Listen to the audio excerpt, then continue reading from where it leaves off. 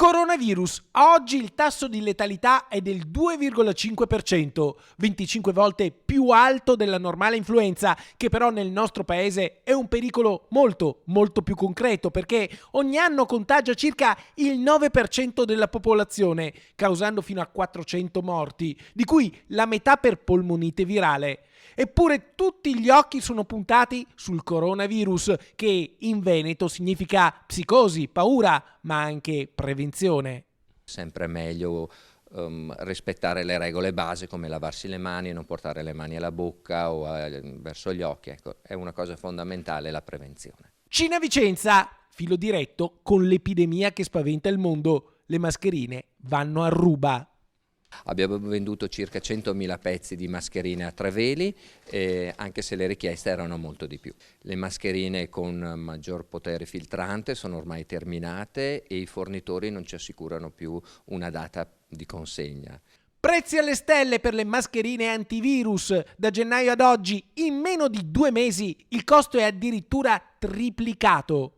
Il costo all'inizio, prima del coronavirus, era di circa 8 euro la confezione per 50 mascherine, ora ci aggiriamo attorno a 25 euro per una scatola da 50 pezzi. Nel Vicentino la corsa alle mascherine ha coinvolto cittadini, professionisti, stranieri, ma anche diverse aziende. Abbiamo avuto dei privati che magari partivano per un viaggio, abbiamo avuto delle hostess, aziende che lavorano con la Cina e anche molti cinesi che hanno voluto inviare in patria le mascherine, anche se i corrieri attualmente stanno contingentando le spedizioni verso la Cina, quindi fanno fatica a spedirle ai loro familiari. Mascherine tante, tantissime, ma le aziende che vendono prodotti sanitari hanno avuto anche molte altre richieste.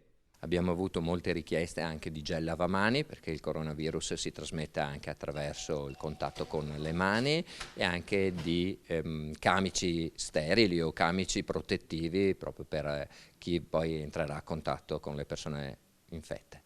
Coronavirus, emergenza sanitaria, sociale, economica.